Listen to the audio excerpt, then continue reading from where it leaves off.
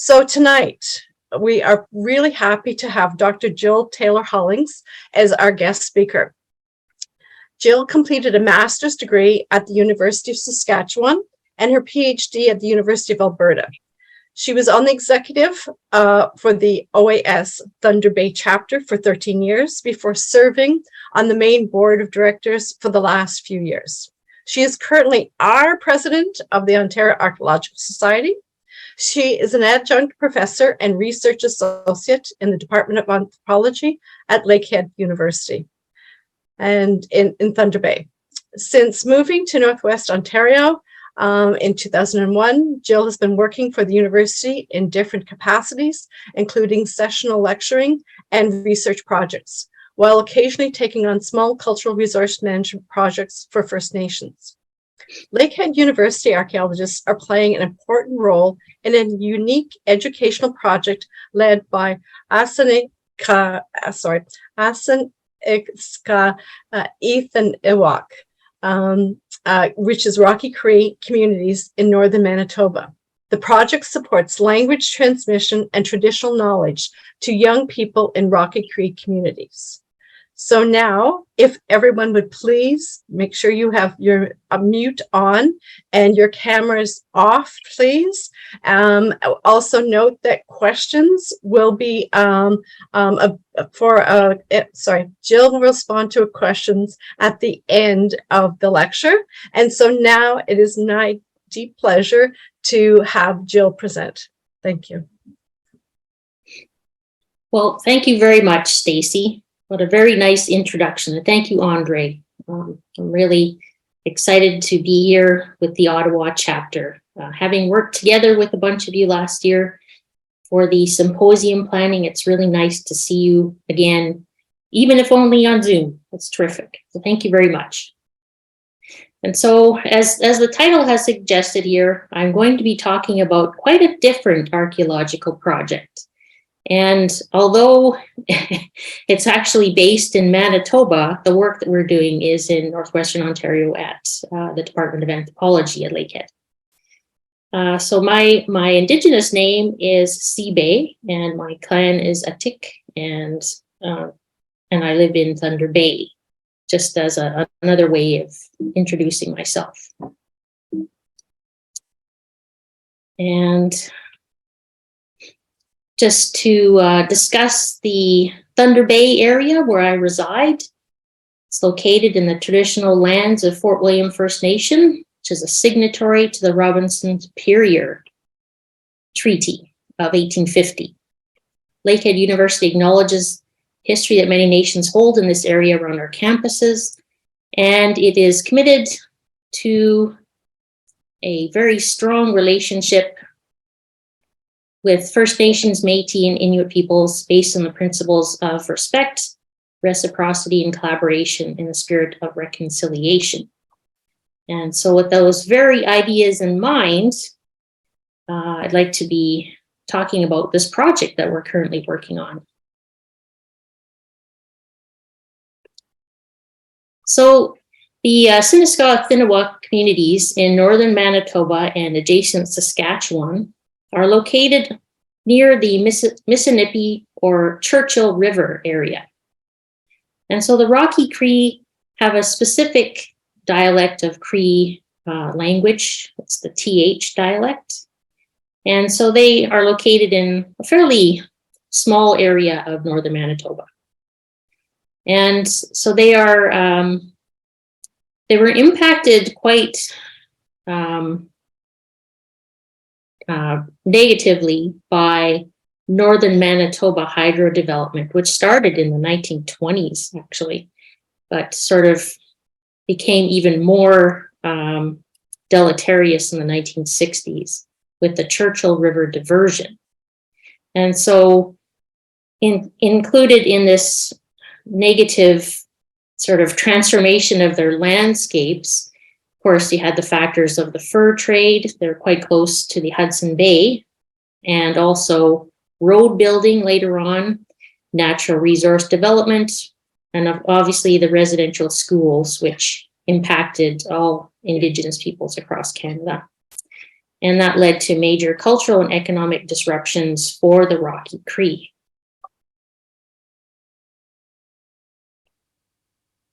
So how did this 6 seasons of the Asiniskaw Īthiniwak project actually begin?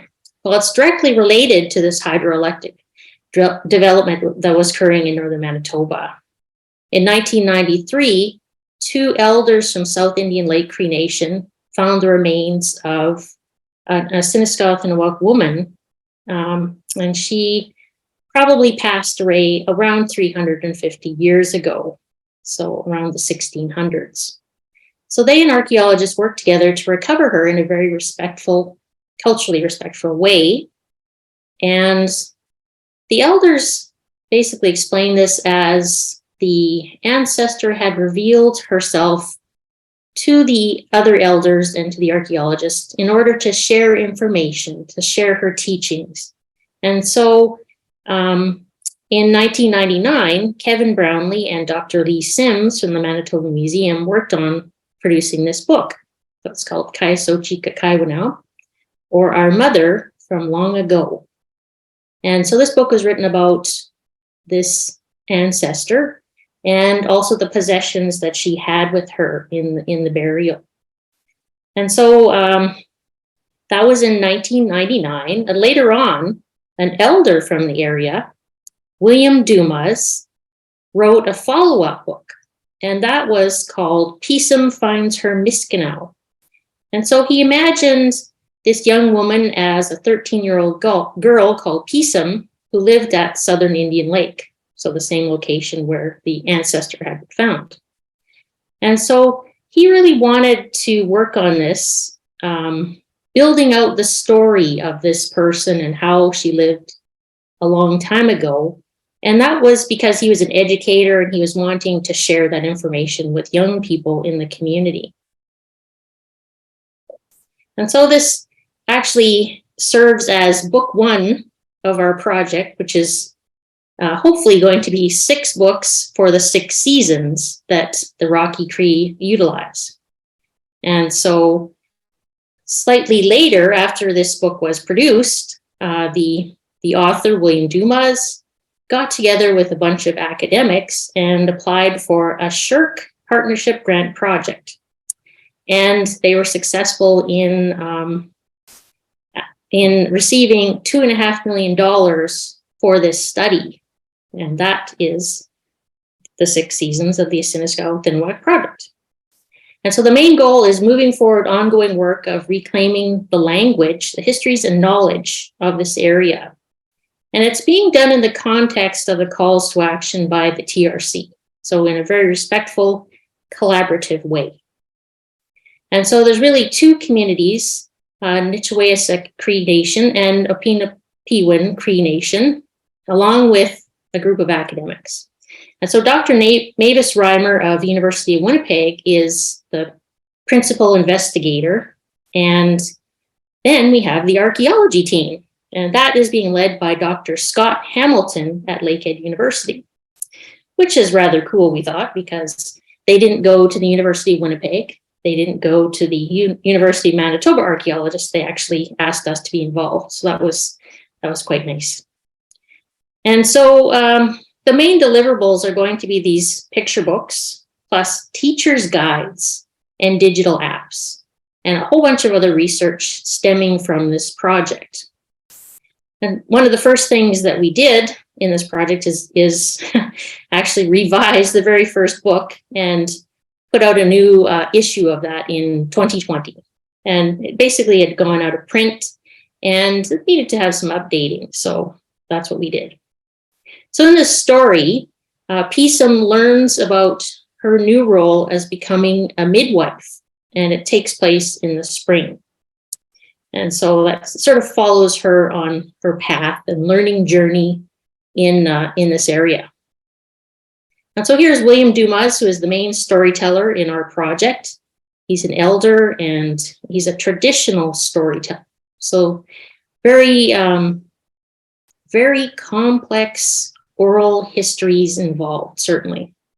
And in the first book, you can see kind of the look of the first, this first book is It's brought to life by Leonard Paul, who is a Mi'kmaq artist. And you can see how it's going to be slightly different in the next version that I'm going to show you.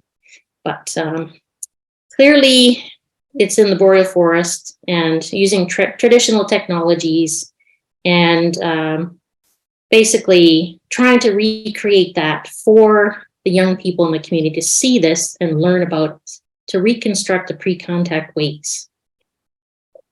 And although these are historical fiction books, we wanted to use actual locations in the cultural landscape and address familiar experiences. So the pre-flood photograph on the left is actually mirrored in the book itself. And that helps to share that landscape with the young people in the communities about what life was like before this catastrophic hydro-related flooding. And so authenticity is really important in the whole book series, and really essential for all of the partners. And that's, reclaiming this knowledge that I was talking about. So as an example of what a teacher's guide is like in this context, it really contains a lot more detailed information to aid in using the book with the school children. And that helps in the curriculum for Manitoba as well. It's helping to include more Indigenous content. And it's really an amazing document that unpacks even more of the story and provides more learning opportunities. And archaeologists have been contributing to the teacher's guide. Similarly, we have been working on the application. And so this was designed to appeal to young people, of course.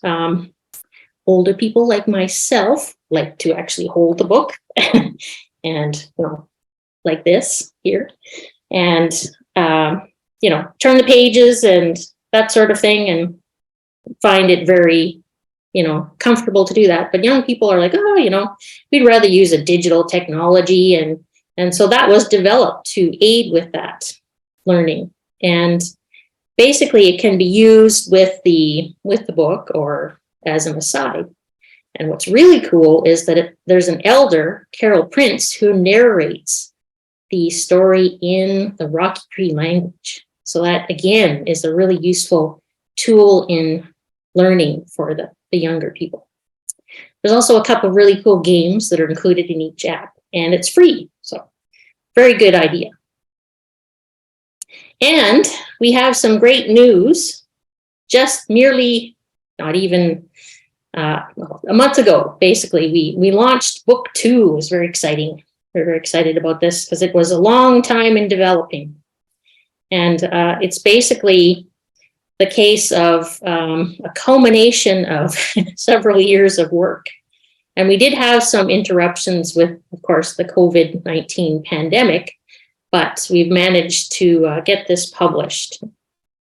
And so the next book is called Amos Sapatuan, which is meaning her rite of passage, Amos' rite of passage. And it's set in an actual place, of course, Eagle Rapids, in the summer. So we moved to a different season with each book. And it's a fishing camp that we used in the past and is now still being used by Rocky Cree community members. And so this story is centered on Amo, who is Peesum's younger sister, and all the different things that she learns through life. So it kind of goes through her story for this season. And of course, for me, one of the most exciting parts is that it's all about pottery as well. And as a pottery specialist, it's been really fun to work on this project and putting these ideas that we talk about as archaeologists all the time, and, well, let's face it, fairly complex and a distinctive language, and putting that into much easier, relatable contexts. So that has been fairly challenging for me anyway.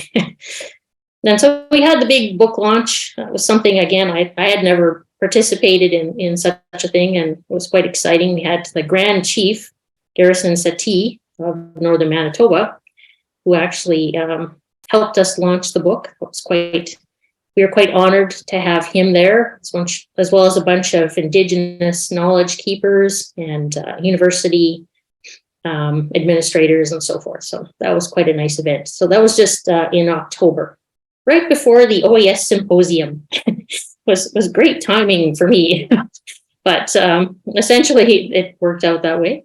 And we had a great time in Winnipeg with the book launch. And then I essentially almost immediately moved to symposium planning for Southern Ontario. So that was quite a busy October.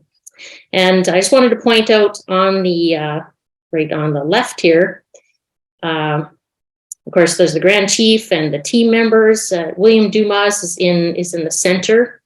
And for those of you who don't know Scott Hamilton, he's on the far right.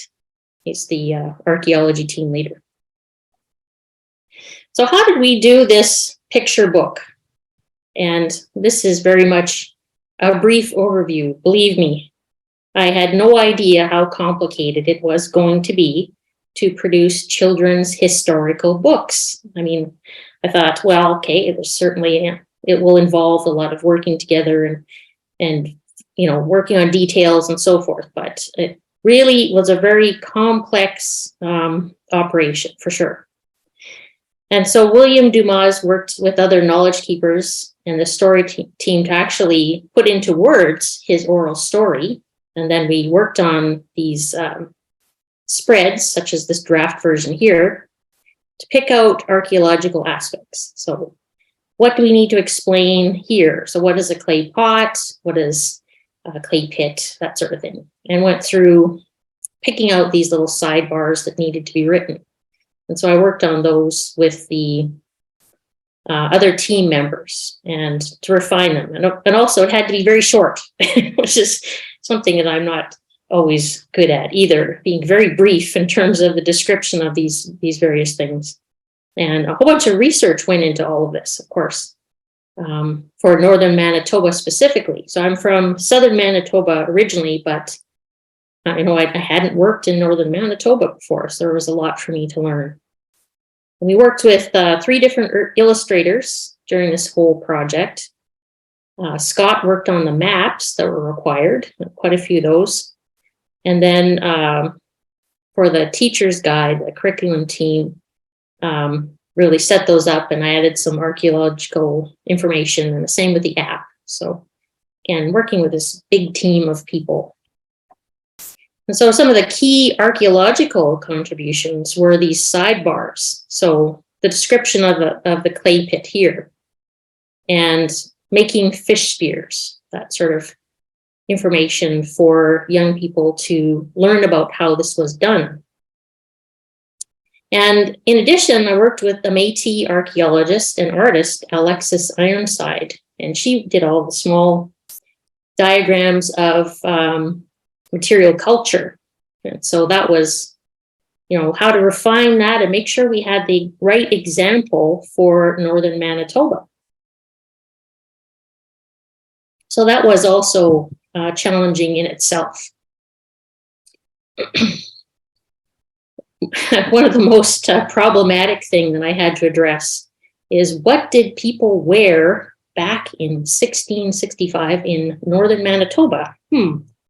And so I was asked to address this question. And so I had to look to, of course, the early examples in museums. Well, the Manitoba Museum really didn't have any examples of early Northern Manitoba clothing.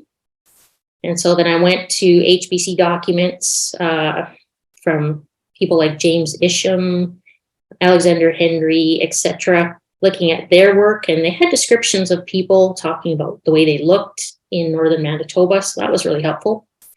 And during that time, I also was finding examples of these really interesting dolls in different pictures, and they were actually created by Northern Cree women and in association with the early fur trade. But as you can see, they have really detailed, probably ceremonial outfits. And so we were able to utilize these very rare mid-1700s-ish ornamented dolls as kind of some examples of the quill work and things like that. So it was really challenging to figure that out. And we could also look to some analogies of examples of like Northern Ojibwe groups. But again, that's really stretching this in time and also in area. So it was really a challenge to try and do this. And then we talked about, well, okay, in the examples from the Northern Manitoba HBC documents, they talk about people having tattoos. And, you know, it talks about their hairstyles, ornamentation, jewelry, things like that. And so, I mean, the elders were going, well, we don't have that tattooing practice anymore. And so we talked about that and decided that the adults should have tattoos indeed. And a lot of that had been lost due to, well, colonization effectively. So what happened is, you know, we worked that out with the knowledge keepers about how they wanted their people portrayed. And this really cool book that I found is one that documents some of the early practices for Cree Indigenous people. And so this was one way to try and figure out how we should show this. There's a really interesting program on APTN right now called Skindigenous, which is talking about people reclaiming that traditional tattooing practice all around the world, actually. So it's very interesting if you want to learn more about early tattoo practices. And another way of trying to figure this out was looking at early paintings, such as this one. And this is Peter Rindesbacher and the portrayal of a Cree Indigenous family from York Fort. So that's, again, it's Northern Manitoba, it's sort of close. We had to just kind of go by analogies like this. And so this is what we ended up with, working with the different illustrators. The final version is in the center. And so the original version, the leather doesn't look quite like, you know, leather suede. And the quill work is kind of muted and not quite right. And so she ended up going to the Manitoba Museum to look at quill work, and I sent her all these pictures of what it looked like and tried to come up with sort of a few patterns that looked like Asiniskaw Īthiniwak patterning. So that was the challenge. Then we looked at, okay, how are people sitting? We talked about all kinds of things like that would be culturally appropriate for the Rocky Cree. And that's all these things we went back and forth on with the illustrators. So it was really fun to do that. We have, of course, in this picture, there's a lovely late woodland pot. And so I'll talk about how that came about too. Of course, the obvious way to talk about all of these different things was to meet with the knowledge keepers and find out how they wanted these things addressed. Well, with the pandemic, it made it pretty limited as to when and how we could do that. And so with internet being not that great in Northern Manitoba sometimes, again, we were pretty limited until really this year in terms of getting together with people. And so one of the things that William Dumas mentioned is that they have a very distinctive canoe. And so the illustrator had, illustrated the canoes, and it wasn't quite the way that the knowledge keepers made, how they knew about their canoes. And so we fixed that, and we talked about how they cooked their fish and how they had their drying racks and that sort of thing. So very particular material culture.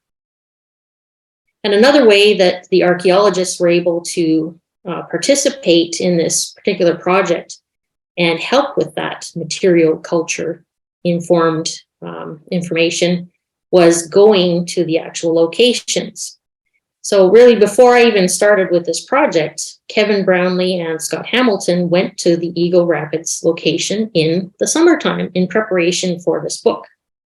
And so you can see the landscape of this particular location with the river, and it is boreal forest, but this particular spot was located in a fire zone, and So forest fires had actually gone through and exposed a lot of the archaeological deposits, mainly pre-contact pottery. And so Scott was able to map that information and of the surface finds. There was no excavating done here. And so that helped inform, again, for the book, what kind of pottery would be found at this location and where, and what did the location look like exactly for the illustrator.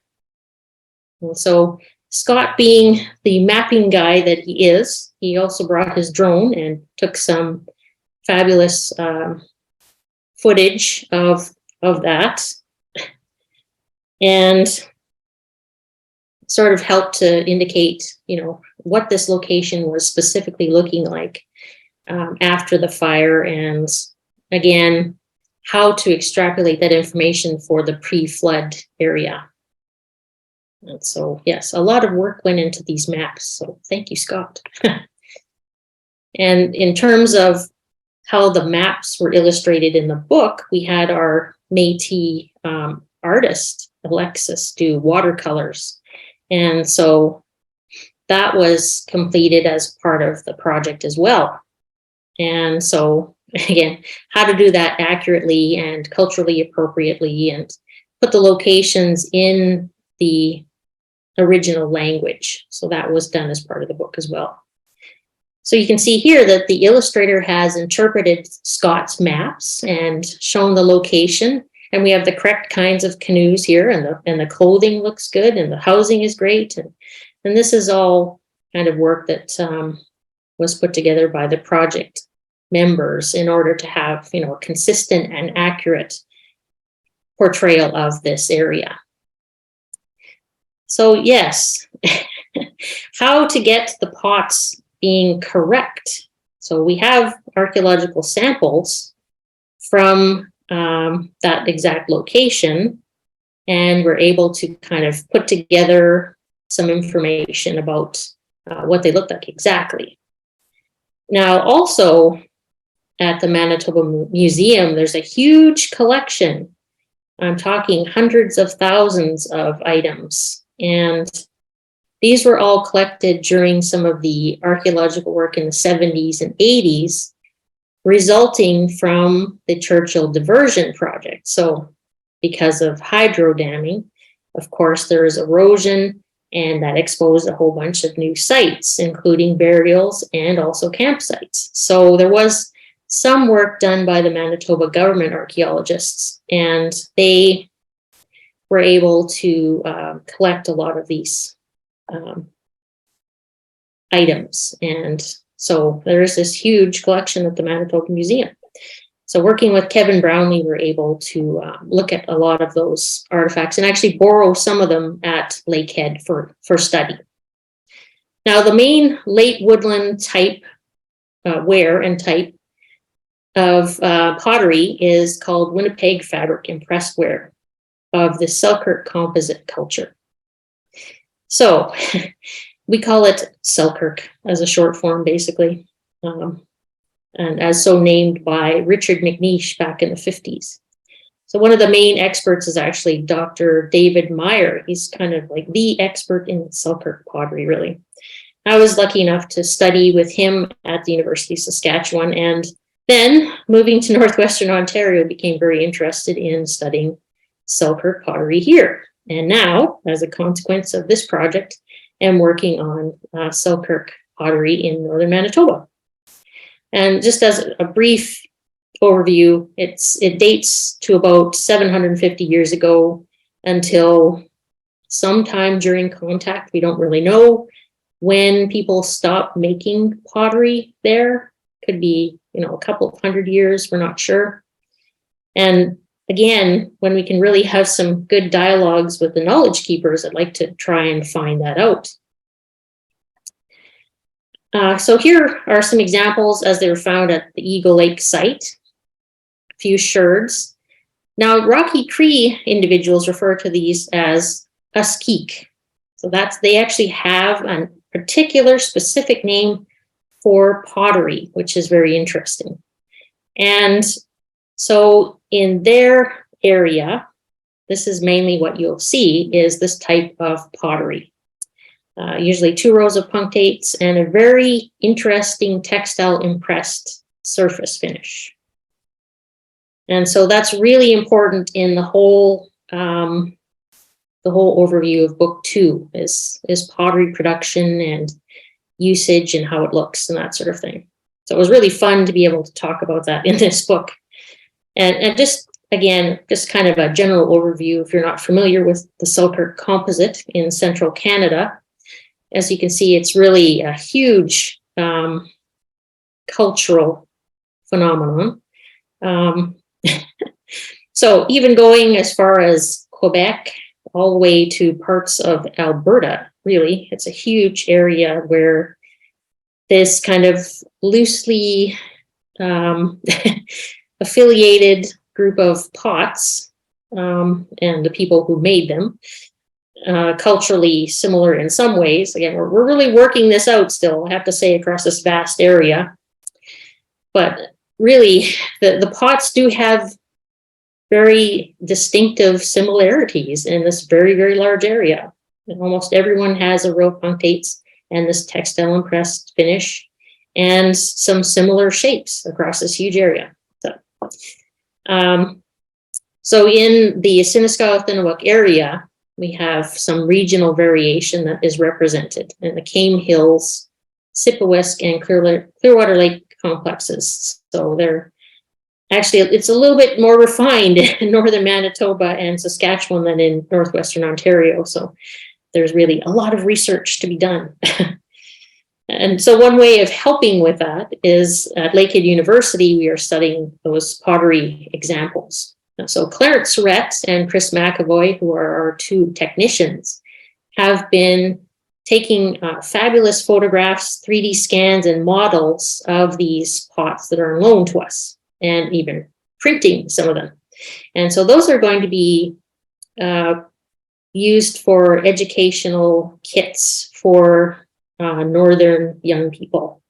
And that way it'll be a way of us sharing that information.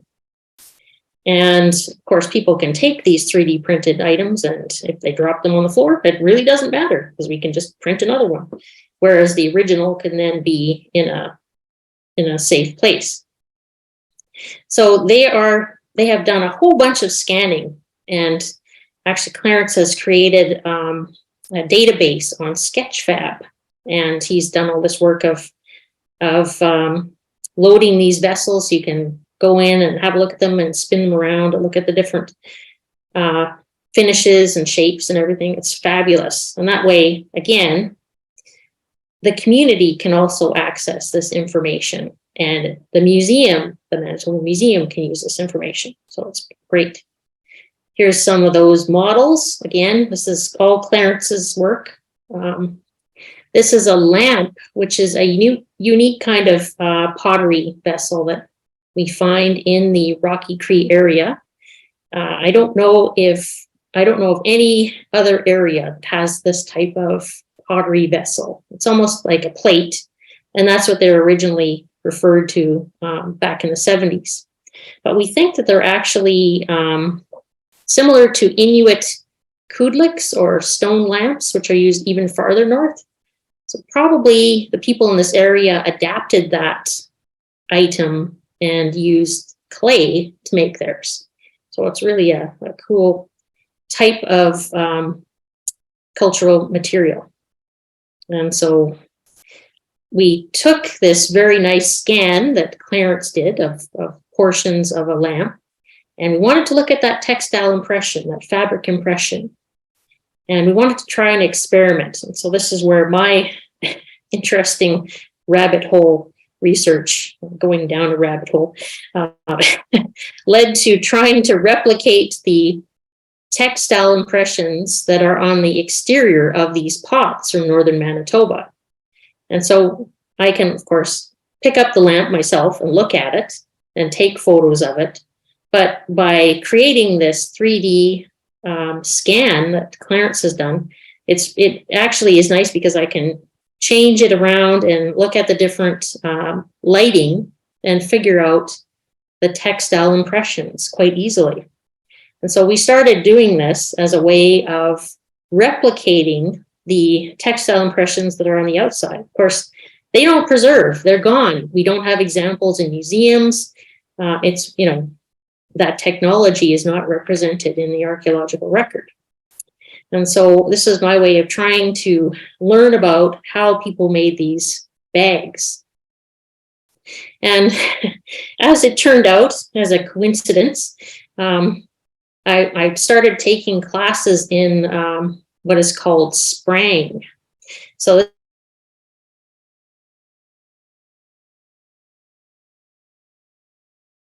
sashes and other types of sashes that are found in Europe and so forth. So it's a finger weaving technology. And there are many, many ways of doing this, like literally 100 different ways of doing this. And so I found out through, through very dedicated people who know this technology and learn from them. So this, what we've discovered, that this particular weave on the lamp here is actually a form of sprang, and it's called interlinking.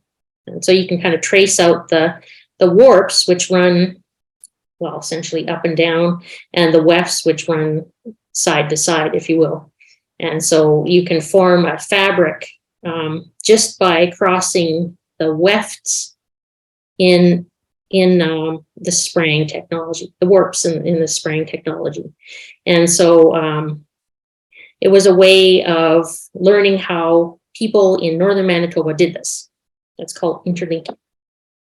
And so I went back to the very, very basics of learning how to do this. And this is showing you how you can basically take some twisted fibers. Of course, Indigenous people have been using their own fiber material for making fishing nets or what have you for many, many years, thousands of years. And so they were creating these bags out of those twisted fibers and doing it by this sprang technology.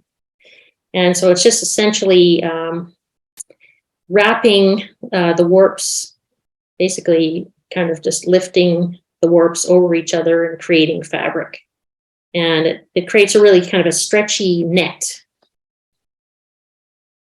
And here's one of those bags that was created by Carol James, who I've been learning from, and she's an expert in Winnipeg. Grant Goltz of Minnesota has also been doing this kind of work for decades. And so I learned from him as well. And he replicates the pottery that was made in Northern Manitoba also, or Northern Minnesota, pardon me. And so by looking at these different kinds of technologies, I'm trying to learn about that cordage as well, like the natural cordage. Did they use cedar? Did they use nettle fiber? Or, you know, what kind of material were they using for that? And so we have Grant here, who's actually creating a twined bag, and that creates more of a rigid form of weaving. It's created on a set of wefts, and you're basically wrapping the fibers in between. So we know that they also did that in Northern Manitoba. And so this is one scan that Clarence had found, and it's a very good example of twining. And I created this twined bag as a way of learning how to do that as well. So there isn't really, again, there isn't much known about the perishable textile technologies from this area, but by trying out these different forms of weaving techniques and using the 3D models, we found that we can actually get a better idea of what they look like. And that's going to be, of course, a lot of experimenting, continuing on as I learn how to do this, but also discussing this with the knowledge keepers in person when we can, and finding out, you know, their viewpoints about that technology. So in addition to all of those different things we've been doing at Lakehead, there have been a couple of other archaeological research opportunities. And one of those is replicating pottery as well. So Clarence and I have been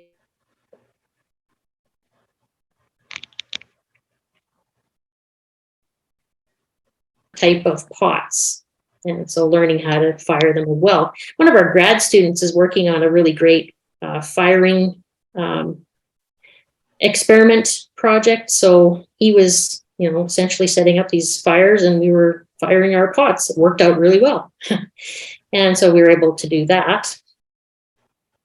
In addition, the communities really wanted a mapping app that included, for the maps that we were making on, like in terms of the books, but also they wanted one, like an app set up so they could use that for their own information and put their language in the toponyms. So not the English names, but, how do they refer to these different locations? And also, because it's an app, they could talk about places that had been affected by flooding and what were the names of those locations.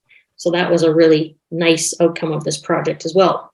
And Scott has been working with the University of Winnipeg geographers on that with the Knowledge Keepers. So that's really a cool project that's related to the archaeology as well.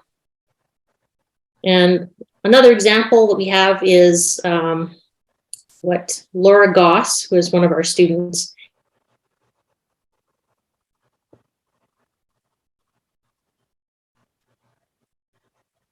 to support the first book. And she created a poster and all kinds of really interactive things that would be really useful to the young people. So they could take a sheet of paper with the Rocky Cree name for the artifact, and then a description of that and what it was used for, and associated with the book, of course. And then we had a 3D printed version of it that was painted, and, students could handle it. And again, if it happens to get broken, well, it doesn't matter. We can just print another one. So this is a really cool project that Laura worked on. And this was using, again, Clarence's fine work in the 3D scanning, printing, and painting work. And we're also going to have a follow-up project for this next book with honors students, and that's going to be her project. So we're quite excited about that as well. So many different archaeological aspects of a very different kind of project that we're working on at Lakehead. And so the Six Seasons project has been drawing a whole bunch of individuals together from First Nations,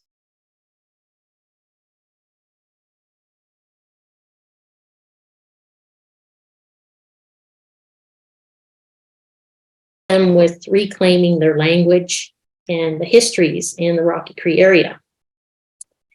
Also, this has created a lot of opportunities for HQP, as SSHRC would term students, highly qualified personnel. And we have quite a few students working on the project in Winnipeg and also here at Lakehead.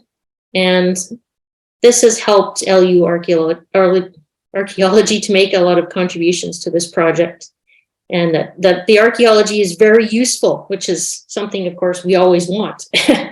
And working with communities, it's like we want to have something that's very applied, not just us, talking about our research, making it very useful for communities. And so these are new forms of archaeological research with different kinds of applied outcomes. So we're really excited about this project, because we're hoping that not only will it benefit the Asiniskaw Īthiniwak, also the broader picture in Manitoba, and then hopefully we want to try and do some projects like this in Northwestern Ontario, so that, like on a smaller scale, I must admit, but perhaps these kinds of picture books will work well in Anishinaabe communities as well. So that's something that we're hoping. And of course, we have book 3 is in the works. We're just starting it right now. And we'll be talking about the fall season in the Asiniskaw Īthiniwak area. So we're quite excited to get that going too. So I wanted to thank you very much for being here tonight and listening to our project work, and also have a very long list of people to thank in particular.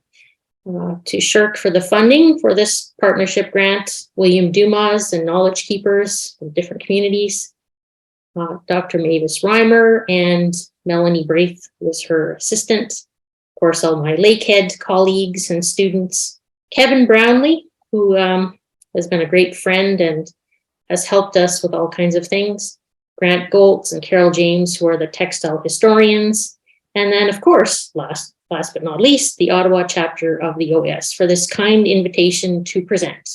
So I'd like to say miigwech and thank you.